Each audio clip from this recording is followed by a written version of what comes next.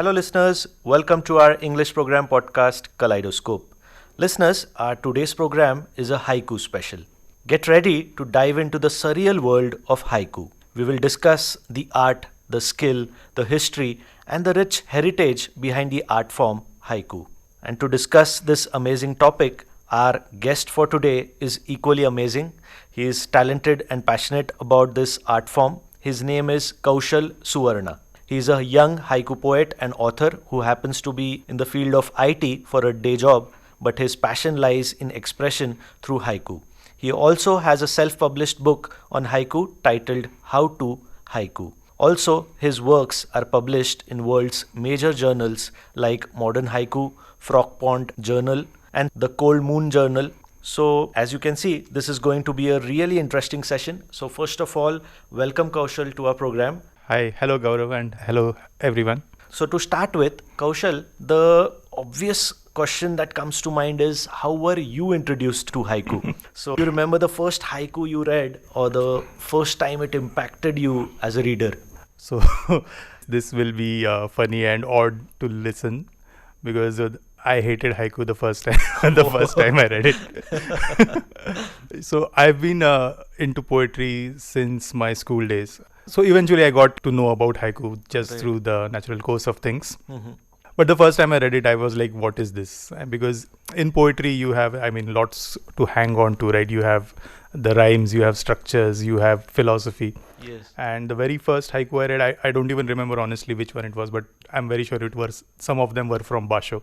Okay. So I was like, I don't understand what this is. So eventually I came into haiku, but perhaps we can go into it as you progress. Right. So as you said, you were like poetically inclined. So how did you decide that you want to pursue writing haiku? Because to start with, you started hating haiku, but you went on to write haiku and then you went on to write a book on how to write haiku. So how did that journey happen? Yeah, this is like one of those things that just happen in life, right? Very honest, I'm interested in many things. So I am interested into video games.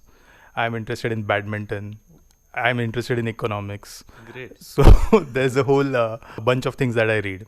Okay. Now what happened is there was a period of time where I was in very bad health and I used to be home all the time. Okay. So work from home for me started around 15 years ago because I had been keeping very ill and I was always home. Oh.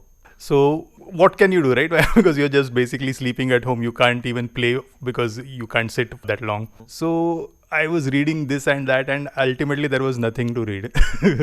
So I happen to have the classic tradition of haiku, which if the readers are not aware of, it should be on your list if you're at all interested in haiku. And I said, okay, there's nothing to read. Why not give it a shot? Mm-hmm. And so I started reading it. And what happened now was I didn't have any expectations out of it, right? So I just read it as it was supposed to be. And then it suddenly dawned upon me, okay, so this is what I have been missing and this is what my problem was. Mm-hmm. And my problem was not that I hated haiku per se. It is that I hated the over interpretations and the over zealousness of the people behind the whole haiku scene. Okay. So what really struck me and what moved me and what got me into haiku was the whole apparent nothingness of it. Mm-hmm. Because it is such a simple thing to look at if you just look at it like from a very detached or a lay person's point of view, right? You said, oh, there's nothing here. I mean, my grandkid could write it. so it has that kind of simplicity. Yes. And yet on the other hand, it can carry tremendous depth. Mm-hmm. But see, again, I don't want to be part of this publicity machine, right? Because it's not about that. And it is not just about that. Because what often happens is people will think, okay, then it is about Zen. It is about philosophy. Yes. But it is not. I mean, obviously it can be about that. It's not limited to that. But it is not limited to that. There is much more to haiku than what people are used to and what people have ideas about. This is why I got into haiku, because I was sick of people having wrong opinions about it and people gatekeeping it at various levels for various reasons, honestly. So that is why I eventually decided to talk about it. Right. So which was the first haiku poem that you wrote? I started out writing was mainly trials and errors of exercise because I didn't know what is haiku. Nobody knows for that matter.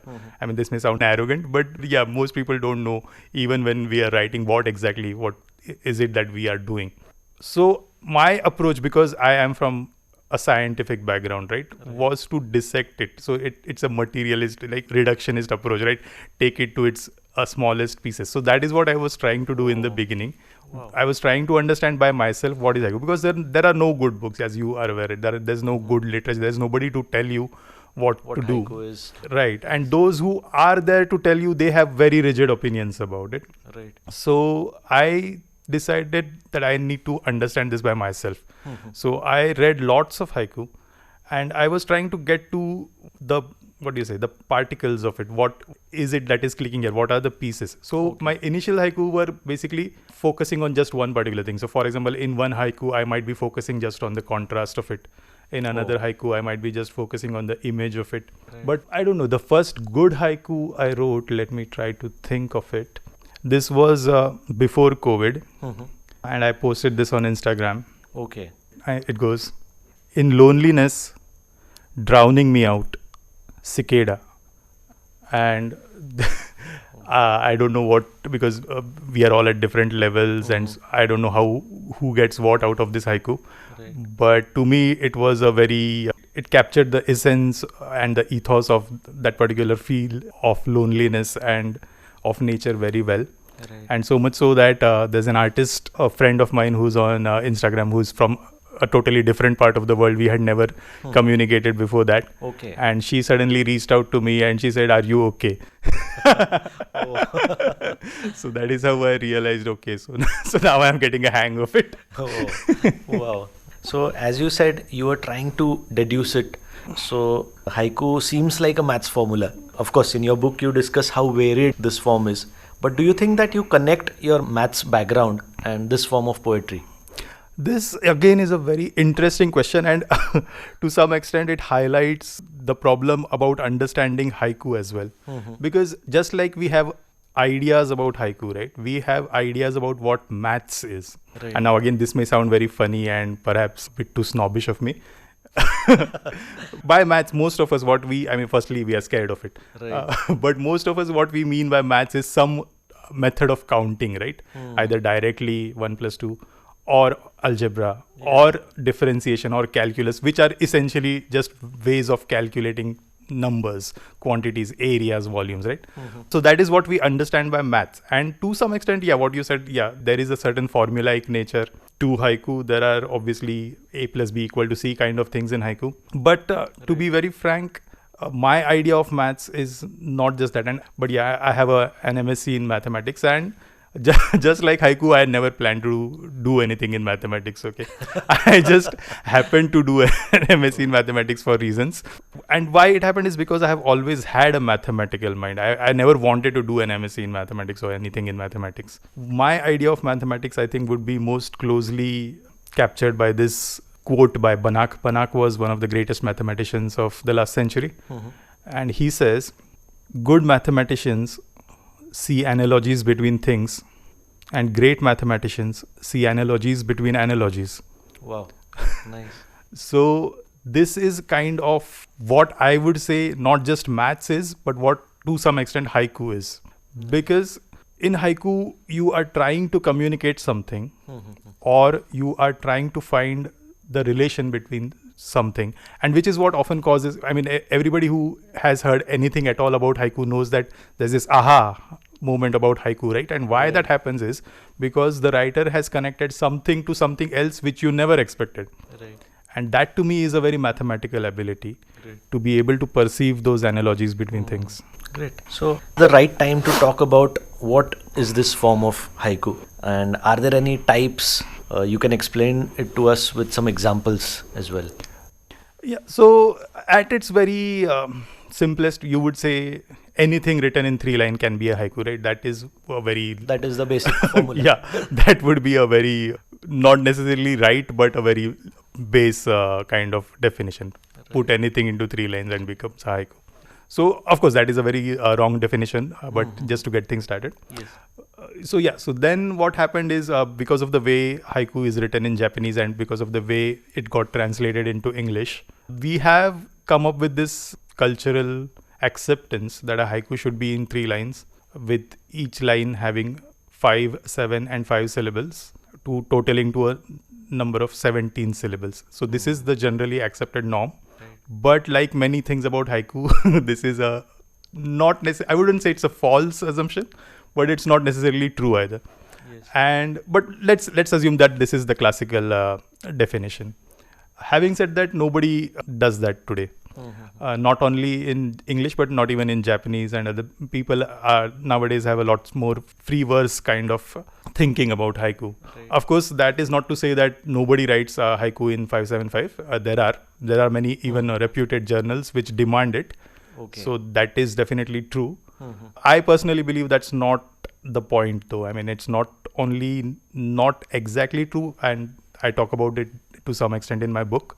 Also because there's a lot more, just like free verse and rhyme, right?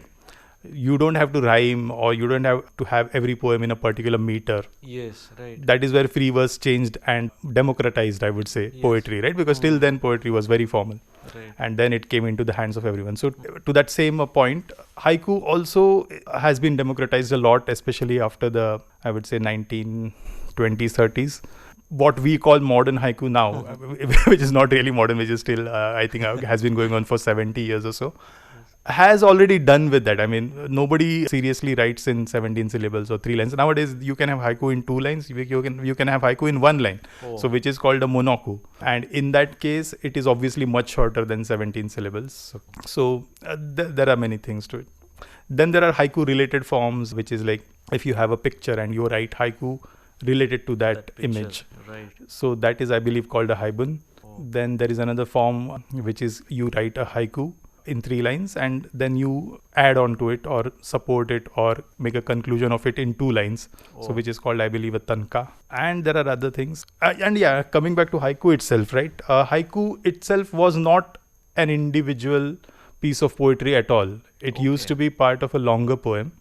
And it was not even an individual poem. It used to be a communal kind of thing. So what used to happen is a group of 30 poets or whatever number of poets used to sit in a bar or whatever their club was. And the host, who was generally the most respected poet of that club, he used to open up with a particular 3-liner, which used to be called the hokku. And that had basically some kind of a seasonal reference to it and some kind of an exploratory topic. So that was not the end of it, and which is why haiku can at times be ambiguous, because it comes from this root, right? That is the opening stanza. Oh, right. And then the other poet would add to it, and then the third poet would add to that, and that, so on and so on. So this was called haikai no renga. So basically it used to be a group poem kind of thing, where the first main verse was the hokku, and that eventually came to be the individual, or rather the independent haiku, which is a term coined much late. I mean, haiku has been going on for, in some form or the another, almost close to, I believe, more than 400 years, and somewhere perhaps even close to 1,000 years. But this particular, the word haiku has been coined very recently, somewhere in the late 1920s, I believe, by Shiki. Shiki was the last of the 4 great haiku masters. Really interesting. So nice to know the history of haiku, and very interesting to know that this term haiku has been coined recently, like 1920s. We'll end this part with few haikus from you. Okay. So let me say something which is to the current point itself. Right. So I can be serious in haiku, right? So let us see how these 2 haiku affect, and what is the skill behind these, and why the second one is more haiku than the first. Okay. Wow. This will be great. Yeah.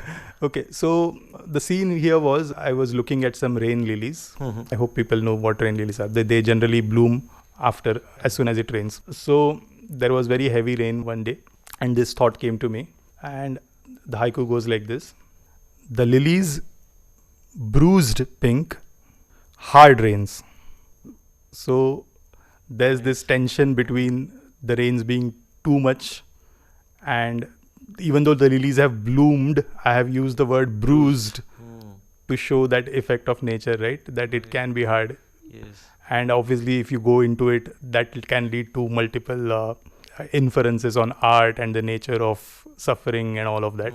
But let's not go there. Yeah, so this is a very basic way of putting things, right? It says some things, it affects you to some extent, but it is quite serious about itself. And some people might accept it as haiku, some may not. But now, this is what I would consider haiku. It talks about this, it talks about other things, but let me not spoil too much, and let's see what you make of it. So the first one was the lilies bruised pink, hard rains. Right. This one goes, summer walks, a rain lily at my dog's spot. Oh. So here again you have a rain lily, but not because of the rains, Right. because of something quite worse perhaps. So this is what I'm talking about. You can talk of the same thing. You can talk about it seriously. You can talk about it visually, pictorially. You can talk about it through n number of techniques. Yes. But you can also talk about it very lightly. You can be affected by your life, but still be quite light about it. This is what haiku is to me. I think I liked both the versions, but the second one was much cooler. Yeah, the second one almost got selected in the one place that I have. I mean, there are 3 places where I wanted to be in. I'm already in 2 of them, which is Modern Haiku and Frog Pond. Wow. Frog Pond is a very old American journal, and I wanted one to be in that. And the third one, which I most want to be in, is the Heron's Nest. And this almost got selected there, and it went to the last round between the editors. And then eventually they said, no, we won't take this. But it almost got selected. And speaking of Frog Pond then, so this is perhaps one of the most, I would say, sublime haiku that I have written, but I'm not sure if it is easy to understand for everybody. But anyways, let's see, because this one got selected in Frog Pond, and as soon as I wrote it, right, I knew this is going to get selected. Oh, that feeling. So this one goes, by the way, by planter here I mean the pots, right? The pots in which your plants are planted. Those are called planters. Okay, so evening prayers, returning the flowers to the planters. Nice. So this basically, how this particular haiku works is, one of the principles in haiku is juxtaposition. So you place thing A against thing B, and the reader tries to work it out. Okay, how is A related to B? So here the thing is evening prayers, right? That is the context. So I am juxtaposing the act of praying with the very simple and ordinary act of just putting the flowers back into their pots after they are withered and done for their day. So that is what creates the beauty in this particular piece. Great, absolutely great. So this has been such an exciting, enriching and entertaining interview for me, and you have used this art form of haiku to explore so many things. Your worldview of things was very interesting. This interview could go on for like more 2 hours, but next time when we are back together for another exciting program, we will talk more about the other haiku poets and your haiku poetry as well. So thank you so much. Yeah, it's mutual. It's been great fun. And if anybody has any doubts or questions about haiku, please feel free to reach out. Thank you so much.